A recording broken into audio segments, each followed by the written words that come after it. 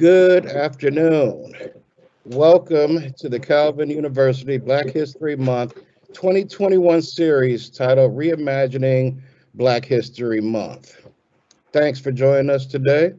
Sorry for the delay. We were having some technical difficulties, but we are all set and ready to roll. The title or the theme for this series was intentionally created. There's some thought behind it, and that is that Black history is still being created. We celebrate the pioneers, we celebrate the MLKs and the Rosa Parks, and everybody who has contributed significantly to this movement. Nevertheless, Black history is a dynamic history. It's not static. History is constantly evolving and changing with new players, events, and situations, triumphs and tragedies. And during this series, we're going to acknowledge the then and now of Black history.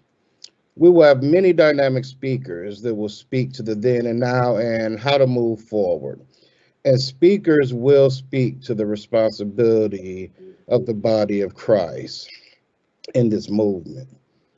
You know, I grew up in the Black Baptist church, and in the church, sometimes prior to the pastor beginning his sermon, he would say, some people ain't going to like this. Some people are not going to like what we're going to say, but this is necessary for you to hear. In that regard, what the pastor was communicating was, I have an assignment from God, and that's to deliver this word from the Lord, and your comfort is of little consequence to me, only the health of your soul. As we listen to the speakers in this series, I want us to ask ourselves, have we gotten away from that? Do we miss church or miss sermons because we're concerned that our comfort is going to be attacked?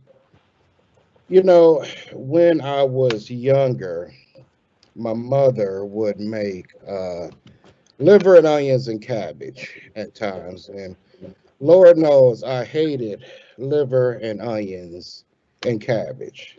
Couldn't stand it.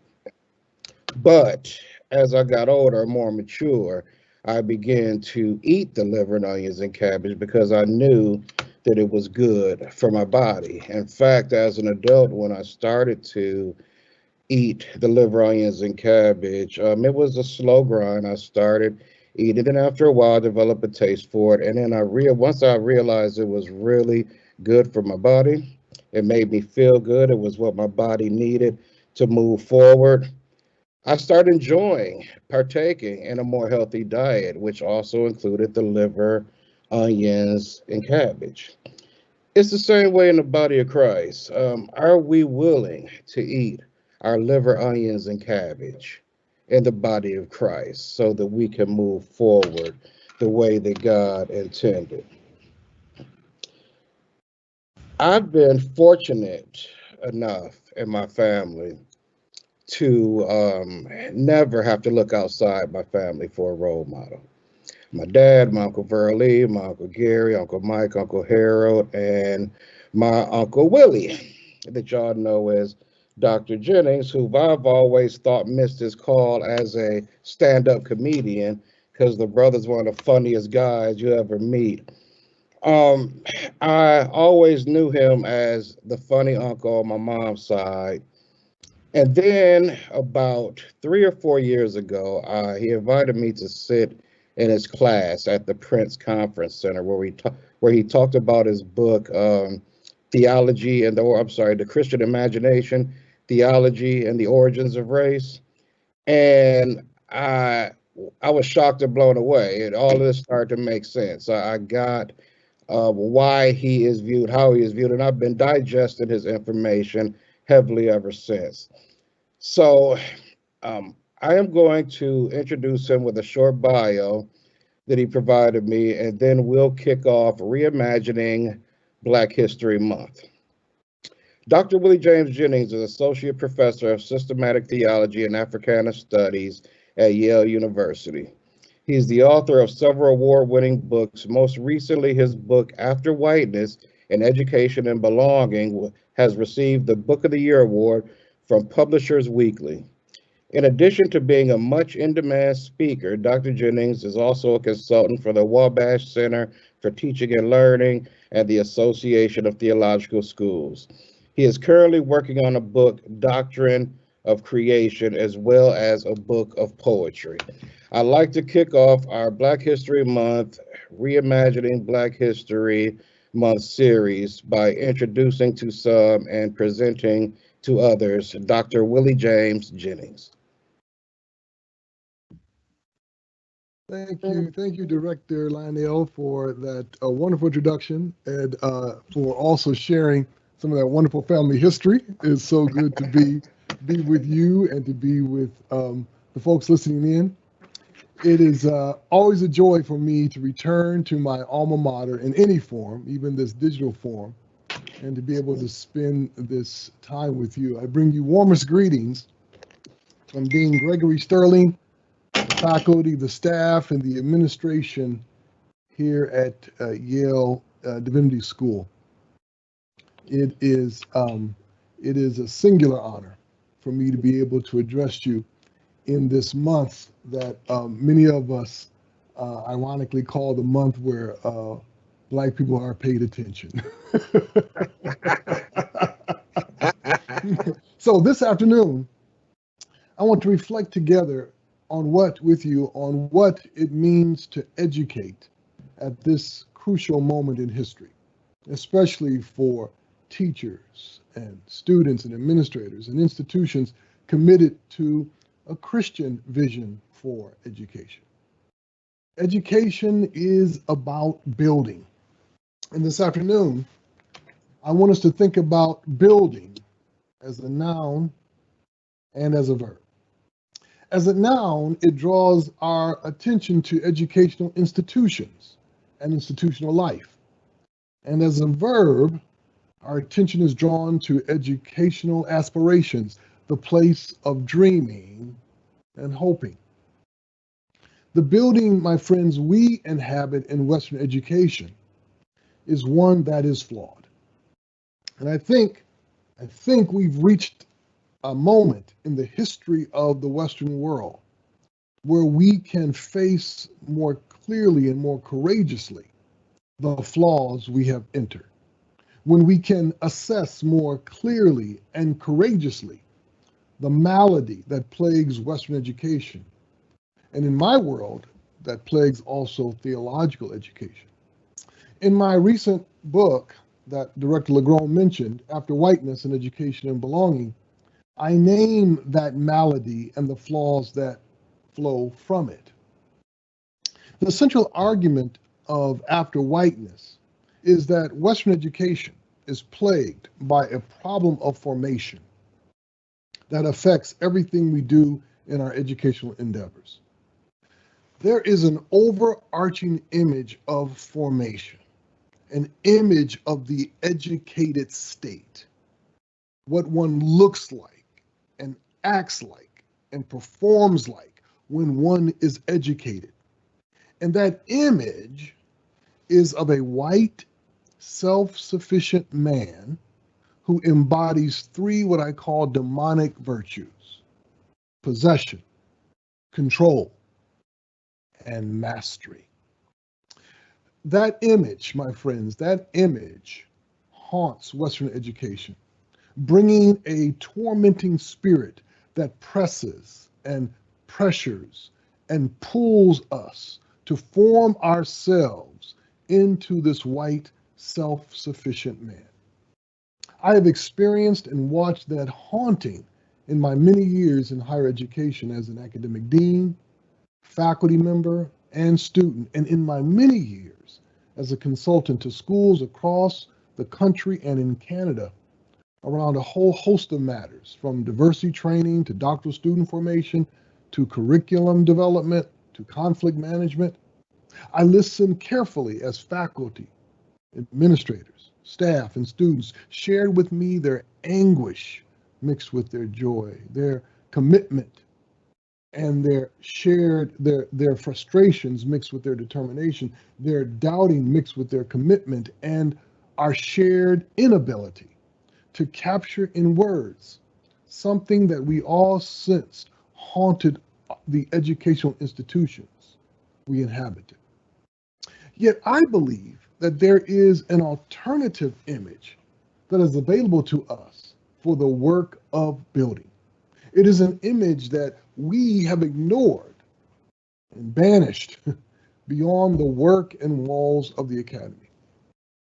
That alternative overarching image of who and how one should be as an educated person turns our attention to Jesus and the crowd, that motley, unruly mass of people who are together only because of Jesus. Jesus gathers a crowd. The crowd is not Christian, but it is the basis on which a Christian could form, and it is the basis on which life together, rich life together, could form. Another way to say this is that it is the basis on which communion could form. Not just community, but deep and abiding communion. Now, I will explain what I mean by communion in a moment, but this alternative image of formation is cultivating the ability and disposition to gather people together, people who would never imagine themselves being together. But here they are together because of you. Whether you are aiming to become a minister or a doctor or a nurse or an architect or a pharmacist, what you announce by the way you do your work is not a white, self-sufficient, masculinist presence that always tries to exhibit possession, control, and mastery, but someone who facilitates the gathering. People coming to know one another as they come to know you. Now, how we uncouple from that damaging overarching image of formation and connect ourselves to this life-giving image requires all of us, students, teachers, administrators, staff, to rethink our life in the academy and see clearly the struggle that we are all in the midst of. That is, the struggle over and the fight with the image of the white self-sufficient man, or more precisely, the struggle over white self-sufficient masculinist intellectual form. It is a struggle in the academy that is a struggle outside of the academy. It's a struggle in the classroom, but it is also a struggle in the streets. It is a struggle in conversations in institutions. It's a struggle in conversations in corporations and boardrooms. Now, before I go any further, I need to say something about whiteness. Because for some people, to even say the word whiteness already borders on hate speech. But to speak of whiteness, my friends, to speak of whiteness is to speak of a historical process of identity reconstruction. Whiteness, let's be clear, whiteness is not phenotype, not first appearance, or biology, or culture, and certainly not a part of God's creation. Whiteness is a way of seeing the world and a way of being in the world at the same time, a way of seeing the world and a way of being in the world at the same time. Whiteness is a way of organizing the world, making sense of the world, and whiteness is having the power to order one's world by that effort. Whiteness is an engine of aspiration. So when we say a white self-sufficient man, we're not talking about some particular guy of the past or the present, but an invitation. An invitation offered to everyone, male and female, of every ethnicity, class, or social status, or nationality, anyone and everyone touched by Western education. It is an invitation to become someone significant by learning to see like the master. You see, it was the master's dream, the modern colonialist master's dream, that gave birth to this tragic white self-sufficient masculinist image. Self-sufficiency has to do with the legacy of the magnanimous man, the man who, inspired by the logic of Stoicism, lives a balanced life, never giving to the extremes of gluttony or lust or anger or emotion. He is one who never apologizes for his strength and his decisiveness, but always uses his power for the good. He is one who makes no excuses for weakness. It is this sense of self-sufficiency that shows up throughout the colonial world, in the encomiendas or the haciendas, and especially the plantations of the New World. The most important person on the plantation was the master owner. He was the ratio paterfamilias, as I like to call it, the ratio paterfamilias. Paterfamilias is a Greek term that refers to the elder father figure who in ancient Hellenistic societies was in charge of the household and organized it according to his life, his desires, his dreams. On the plantation of the colonial world, the father master looked out on his world and asked one crucial question: who will care for my colonial holdings and my legacy after I have gone? He then looked at his sons with that same question in mind and added another layer to it. Who must my sons become? Who must my sons become in order to carry forward my holdings and my legacy and even expand on them? His answer: they must become self-sufficient men who embody the three virtues I mentioned earlier: possession, control, and mastery. So, between the desire of the father master and the aspirations of the master's sons, educational institutions formed and institutions formed.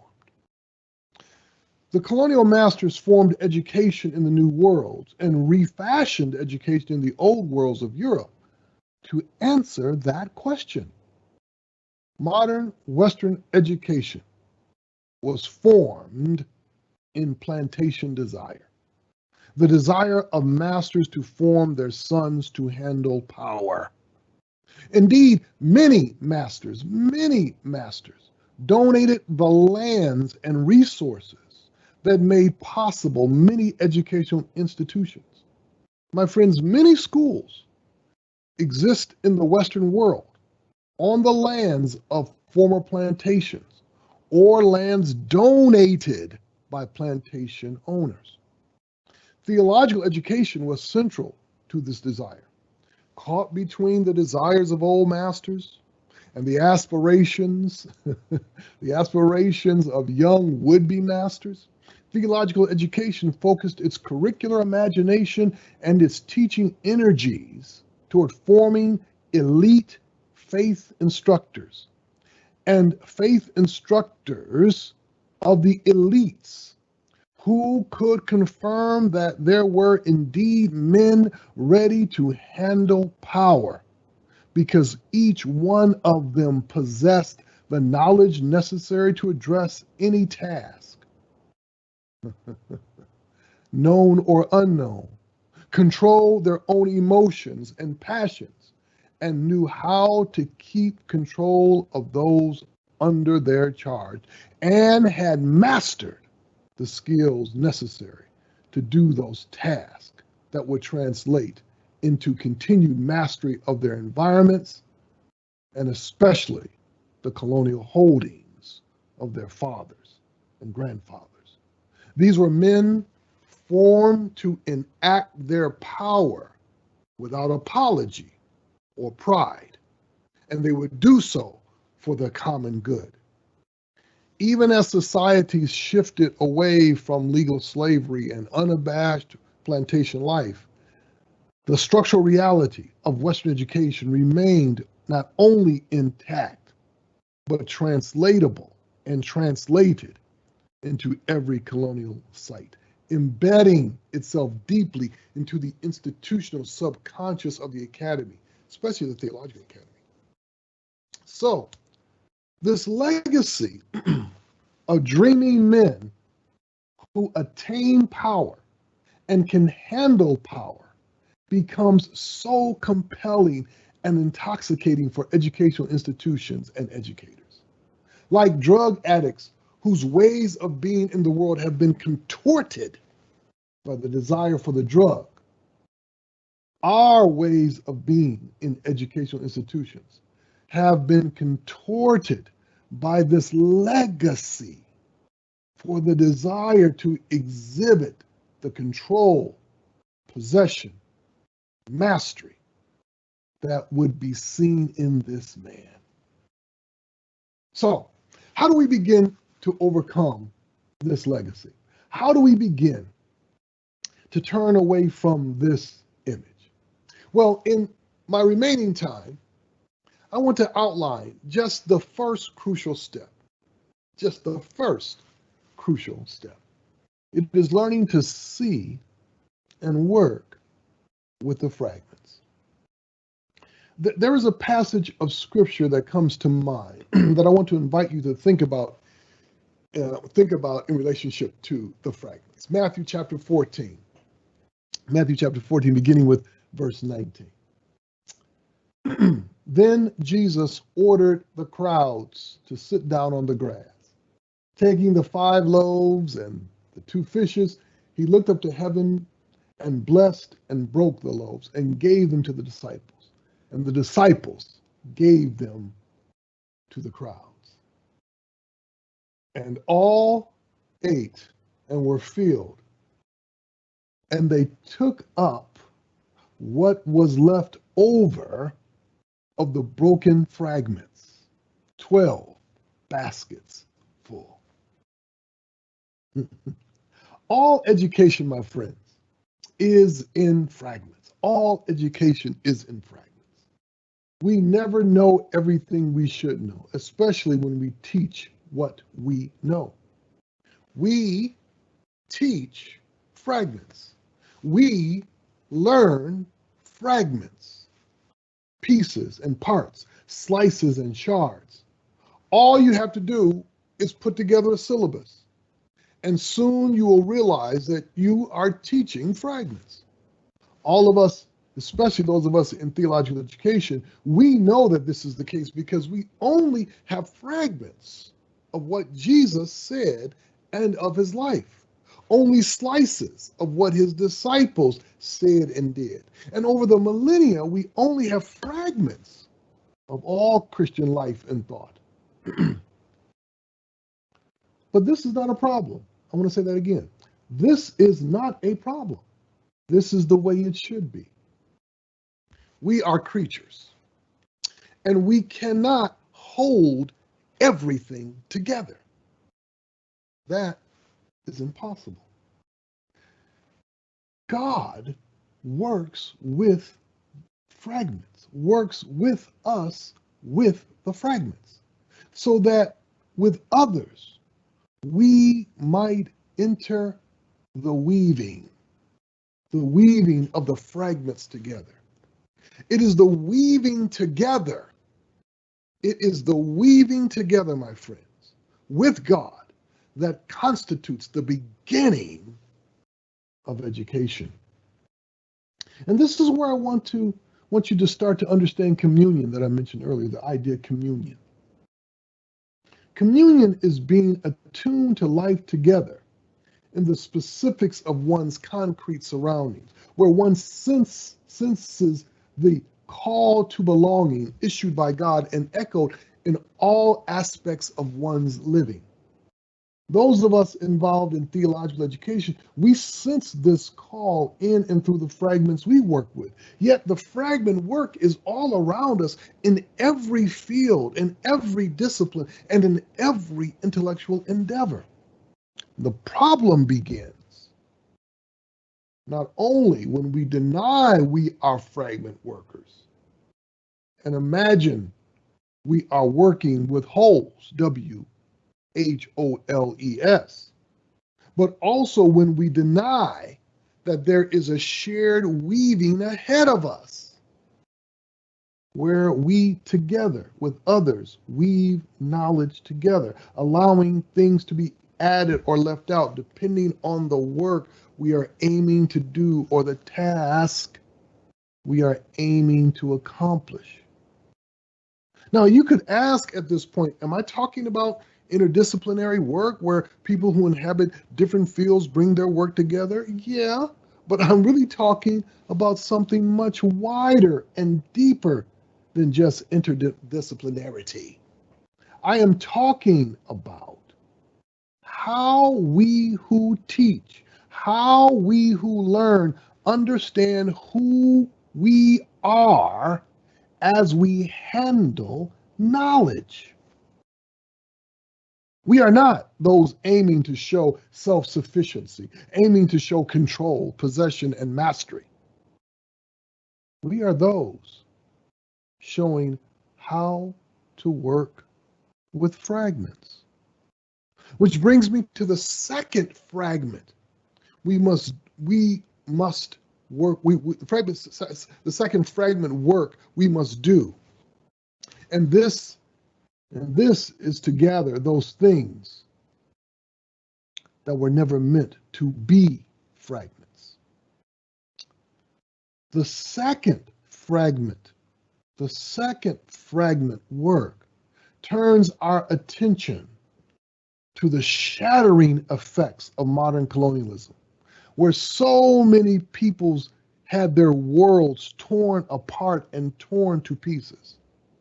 So many peoples and so many students want an education that helps them gather together the fragments that remain, the fragments of their people's cultures, wisdom, knowledge, and ways of being, ways of thinking, their histories and stories, and to weave those fragments with the fragments of all they are being exposed to in their schools.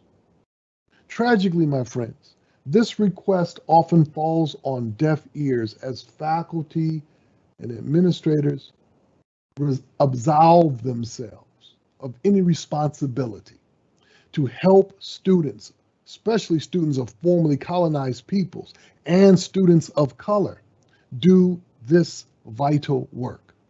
You see, this is the plea behind the hope for more diverse and inclusive curricula and courses. This is the plea behind more cultural sensitivity training and education. To be able to hear it requires more than politely acknowledging the importance of diversity. It requires the desire to weave the fragments, to take hold of that history of colonial fragmentation and join in the desire to honor, remember, restore, honor, remember, restore what was lost or forgotten, and then bind it to what must be taught, discovered, learned, and explored.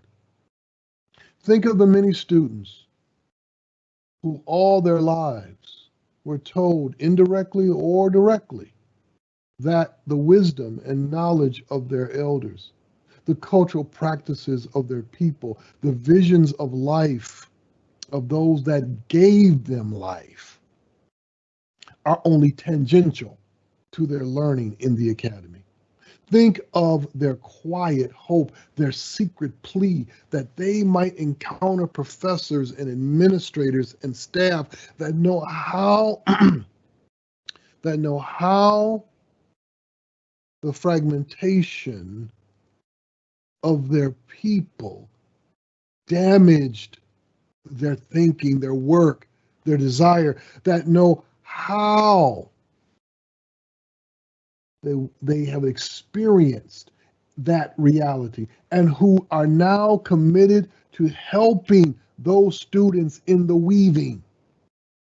In order to do this, it will require faculty and administration and administrators who don't imagine that they need control, possession, and mastery of those fragments in order to help, but only the ability to work with the fragments, only the desire to work with the fragments.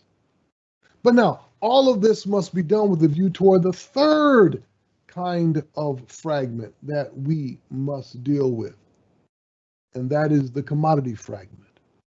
The first fragment is the fragment of knowledge itself. The second fragment is the fragment that is created through the fragmentation of the colonial wound. And the third fragment is the commodity fragment. We are all caught inside the buying and selling of education. And the danger for us is that we continue to treat life, the life of peoples and of other creatures, as things to be known and owned. This also brings us back to the horrors of our colonial legacies, in which to know a thing was to own a thing, and where so much of indigenous life was stolen, packaged, and sold. A poem for you, a poem entitled To Know a Thing. To know a thing is to possess a thing. They took our land, our bodies, our stories, our rituals, our tools. Is to sell a thing, our dance, our music, our sweat, our passion, our hopes, our dreams. Is to have the power, our birds, our horses, our plant mothers and tree fathers, our loud screams, our loud streams, quiet rivers. To discard a thing, our blood, our cells, our brains, our skulls, our teeth, our shit. And then find a thing, our anger, our courage, our creative resistance, our allegiance, our loyalty, and resell that thing, or our sight, our sound, our fear, our faith. Give that thing away, or have that thing stolen. It was stolen from the beginning. That was not a thing to begin with, but was our life. We who inhabit the academy live with the danger of becoming intellectual merchants, untouched by the fragments we touch, and of training students who graduate thinking of themselves always as intellectual merchants who can own a thing to know a thing, and who seek to know a thing only to own a thing. We resist that merchant behavior with its relentless drive to commodify everything by understanding the gift and the responsibility of touching fragments. So I come back to that passage in Matthew where the disciples were tasked with gathering the fragments that remain. You see, they were inside a joyous work, in the aftermath of a miracle, where Jesus turned a crowd from a major problem with their hunger and their needs to a place of praise and joy. Jesus and the crowd were the beginning of the gathering, where it was possible to see a new reality of belonging. This, my friends, is where education begins. And if it is done well, this is where it will end. Thank you very much. I look forward to a few questions now and a bit of conversation.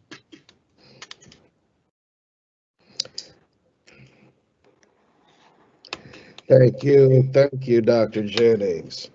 So we have a couple minutes here, and I do have a question. I don't know if we'll have time for two or three, but one question here is, how hopeful are you with regard to the actual weaving of these fragments? When we talk about the the knowledge fragment, the colonialist fragment, and the commodity fragment, there needs to be a weaving, a shared weaving, to actually meet the responsibility of the church. How hopeful are you that this weaving can actually take place, knowing that we are such a divided, and not just country in general, but divided in faith, divided in belief? I was recently talking to a theologian, a professor, a PhD, and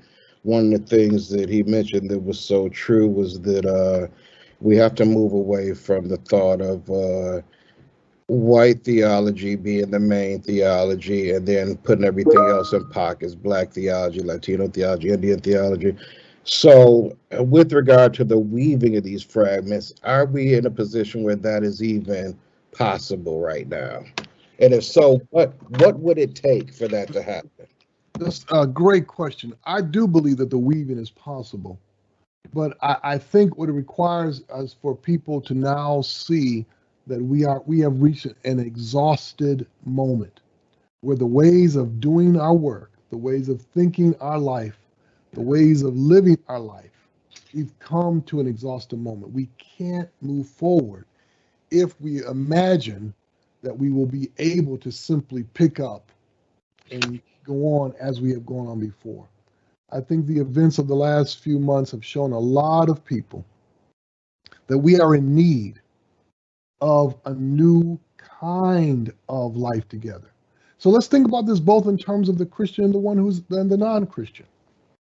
For both the Christian, for the Christian, what we are in the midst of now is the recognition that there is a form of Christianity in this country that is absolutely corrupt, absolutely rotten to its core, so that it can't be saved. The only thing that can happen is that it has to be abandoned. It has to be abandoned. Some houses can't be repaired. Whether they are on HGTV, they simply cannot be repaired. They have to be torn down. And with the fragments that remain, start to build again. Now, for those of us who are educators, this is crucial for us, because at this moment we realize that if we're pointing students to a different future, we can't simply imagine that future as the continuation of the past, now the present. And so I think it's what it's going to require our people recognizing that we have come to an impasse, we've come to a crisis moment, a fork in the road, which means we have to make a decision about how we will move forward. I do believe that there's a lot of people who want to do that. Why? Because they see death. They see death if they try to continue in the same direction. My hope, Director LeGros, my hope is that all of us who inhabit the academy, especially, but even for those who are outside the academy, my hope is that we will start to see our work with fresh eyes. And that the first step is to walk away from the image that most of us yet are trying to live into, up to, which is killing us and killing our students. So that being said, I am always hopeful, but as I've often said, and you've heard me say this before, my hope isn't built on naive optimism or spying out a few possibilities within various political moves happening right now. I understand hope as a discipline. Hope is a way of seeing what does not exist to be possible to exist. And it is a discipline that God calls us to. It's rooted, of course, as we know, in the one who rose from the dead.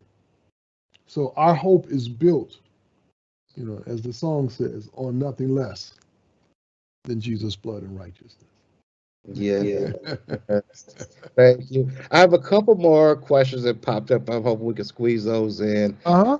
Okay.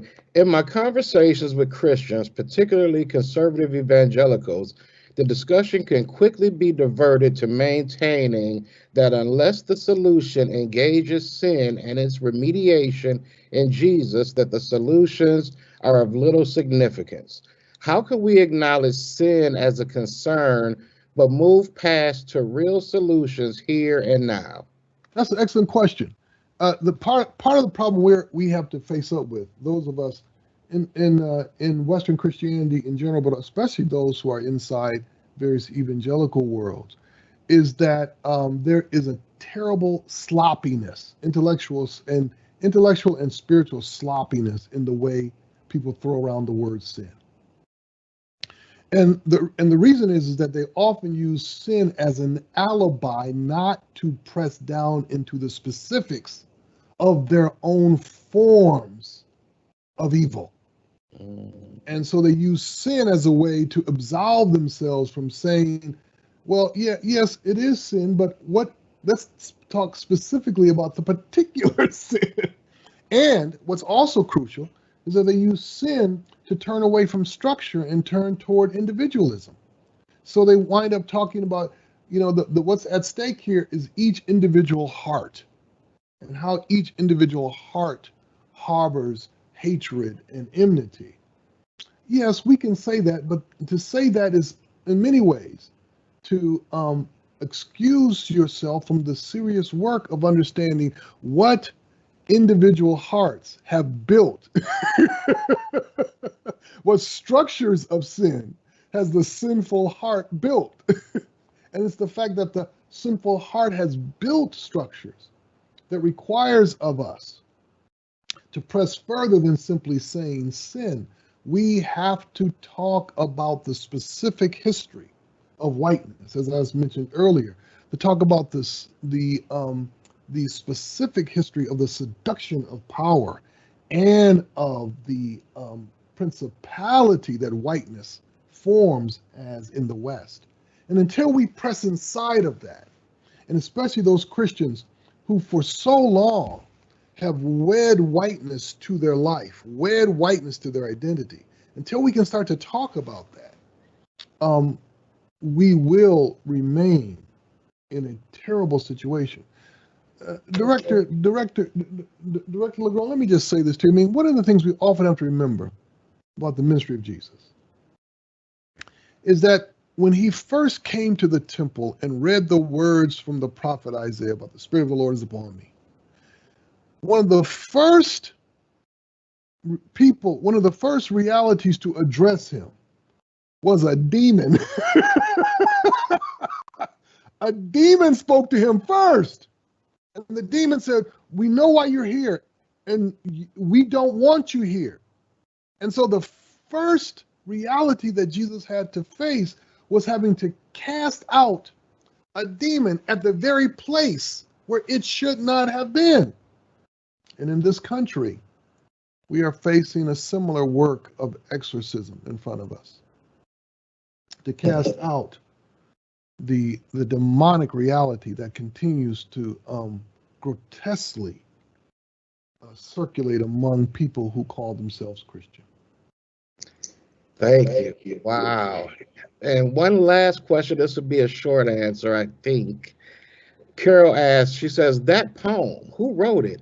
It spoke to my indigenous heart. Such a juxtaposition to the song, This Land is My Land. Mm, It always cuts my heart. mm, mm. The poem that was just read, Yes, sir. that was my poem. It's in the book after Whiteness. So I invite the person who offered the question to take a look at it. Excellent. Okay, well, we want to thank you, Dr. Jennings. Oh, Pleasure. yes, we have time for one more. Looks like somebody's saying, do we have I'll be glad to take one more question. Okay. All right. This is, all right. Okay, here it is. I work for a multi-ethnic church that is feeling a tremendous amount of strain over the way we have been doing life together, especially during the Trump years. How would you suggest multi-ethnic communities reform, deconstruct, or reconstruct the way we do church? That's a great question. Every multi-ethnic, multicultural church, if it has formed because it believes it's the right thing to do, that church will fail. It will only last about 16 months, 20, maybe 20 months at the outset before people are grinding their teeth and gutting it out to come to church and to be together. The only way a multi-ethnic, multicultural church thrives is when people say to themselves, we're doing this because we want to be together and we want to hear each other's voice. We're not doing this because we want to look right. We're doing this because we want each other. And what that means is that the desire to hear one another's voice means that one will live as a church with the sound of each other's voices, which means you'll live with the sound of each other's culture as a desired thing, not as a necessary moral obligation that we prefer not to have. What this means is that a church life has to open up into a new reality of shaping what we understand to be safe, what we understand to be comfortable, and what we understand to be normal. And those who struggle most with that are people who've been shaped in white contexts, where what has been safe, what has been seen as comfortable, and what has been seen as normal requires that they are in control. That the pulpit is shared, but the pulpit is yet dominated by white leadership. The music is shared, but the music is still dominated by white music. That is to say, a certain kind of European style. The leadership is shared, but the decision making is still dominated.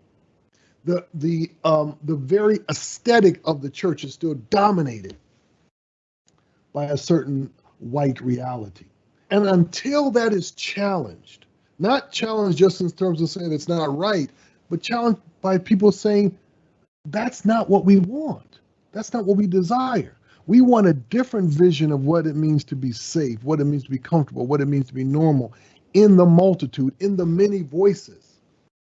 And so that's what it takes to move a church from a church of the ought, as I say, to the church of the desire, church of the ethical to the church of the aesthetic, a church that is shaped by wanting to do the right thing, to a church shaped by wanting to love and desire one another. That's the difference. And unfortunately, for so many people who are trying to enter into these endeavors, they have never done the serious self-interrogation about their own need to control. You see, this is the problem with life in America. And this is the problem in so many cities and so many communities. We live in the midst of what I call a a white geographic whiteness, in which the sense of what is stable is shaped by white control. And so a place that doesn't exhibit white control, white dominance, isn't imagined as safe, isn't imagined as stable, isn't imagined as comfortable. And that reality also permeates churches.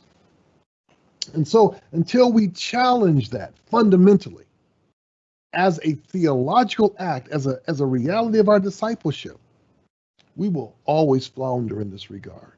But let's be clear, my dear brother. This is what the Spirit of God is calling us to. The Spirit of God is calling us to a reality of discomfort, a reality of changing these matters so that the Spirit can give us a new reality of comfort, a new reality of safety, a new reality of normal that is inside the diverse multitude. I've seen so many people, and I'm sure you have too. I've been in so many multicultural experiments. And I look out at the congregation, and people are there, but they are not smiling. People are there, but you can see that they're gutting it out. And the reality of it is that they have not yet entered into the discipline of opening themselves. Now, that is going to be painful, because what I'm talking about is a painful transformation, but it is a transformation. And once one makes it, once one comes to the other side, you start to see what you've always needed to see, what you've always wanted to see. A community that looks like that crowd that comes to Jesus. People who would never be together except for this Jesus. Wow. Well, thank you. Thank you, Dr. Jennings. My pleasure. My pleasure. Thank you for your wisdom. Thank you for coming to be our first speaker for Reimagining Black History Month. We are out of time. Just want to let you know how much we appreciate you and are proud of you. As an alumni of Calvin and just a man doing God's work on such a large scale across the world. And I think that's going to be it for today. Thank you so much. Thank you so much, Director LeGrand. Glad to be here with you. All right. Well, you have a good day. Bye-bye. All right, now. Be at peace.